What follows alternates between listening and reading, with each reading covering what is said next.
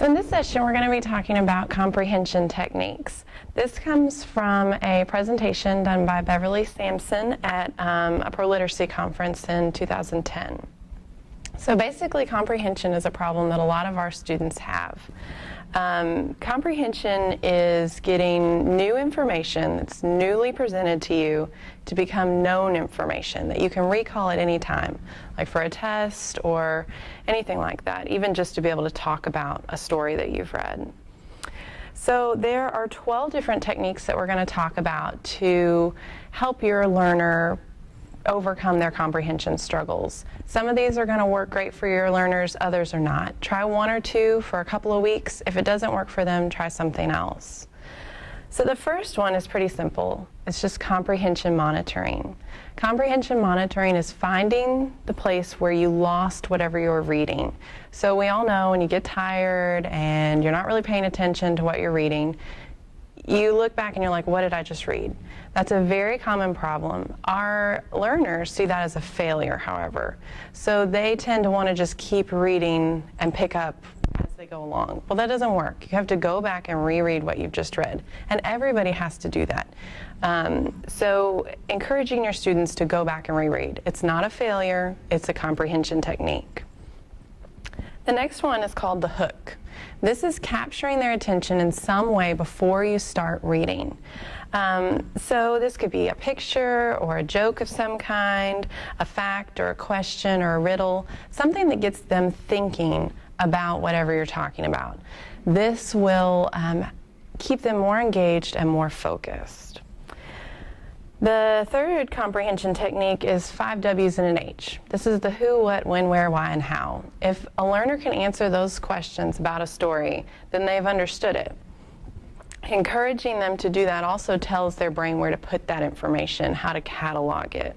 So just going through those after you've read a paragraph or a story. The fourth comprehension strategy is activating background knowledge.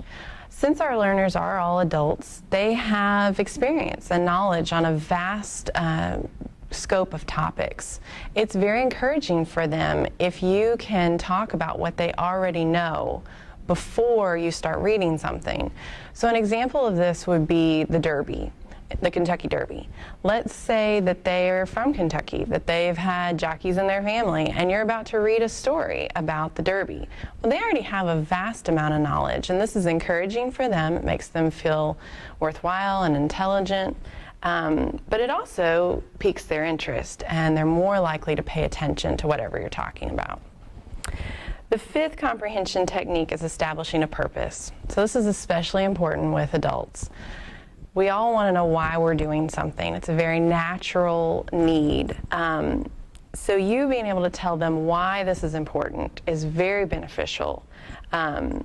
It will give them more buy-in to what you're doing, and it'll help them be more motivated, and they'll comprehend better.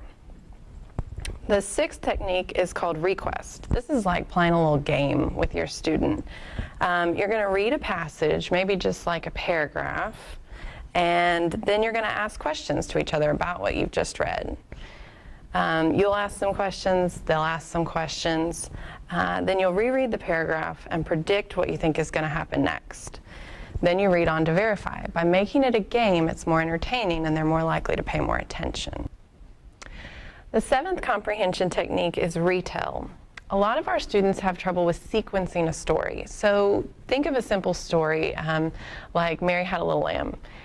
There's an order to that, and sometimes if you haven't had a lot of experience with reading as a child, you have trouble putting that back into order once you've heard it. So retelling is simply sequencing the story that you've just heard. This is a skill that helps with comprehension, but it also is a skill that many of our learners just need to build. The eighth comprehension technique is paragraph shrinking. This is something we've all done. Tell me the main idea in 10 words or less, or 5 words or less. This is a skill that's really important for our GED students because they're going to need to do this sometimes on the test, identifying that main idea. But it's also a comprehension strategy that will help them as they're reading. If they know they're going to have to do that, they're paying more attention and they're focusing more. The ninth comprehension technique is prediction relay. This is fairly similar to request that we talked about earlier. Prediction relay is a little bit faster though. You read half of a page or a paragraph at a time, then you predict what's going to happen next, and you read on to verify. Then you keep going with that. This is especially good with fast-paced texts.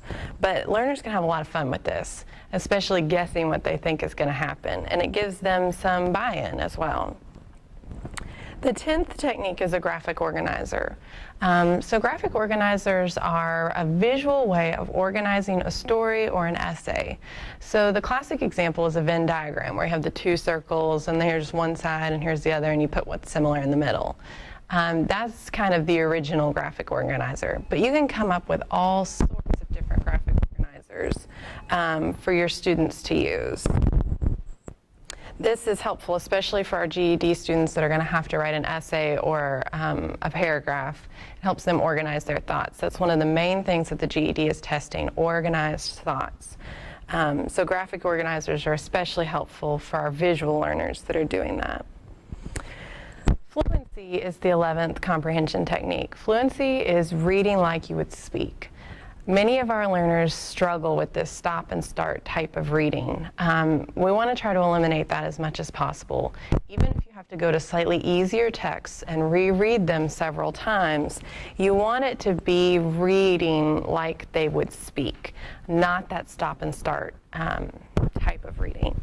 So, like I said, you might have to reread it a couple of times just to be practicing reading fluently. And finally, the last comprehension technique is visualizing. So this is just using your imagination, basically. But since many of our adult learners didn't read very much as children, which is what children naturally do, they imagine what they're reading, they haven't developed that skill. They haven't developed the ability to imagine what's going on.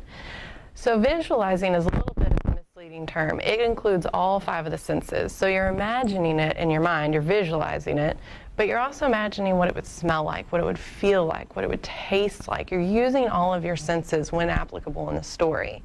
So my best example of this is in Harry Potter, when he's eating the birdie, bots, bees, jelly beans, or whatever they are.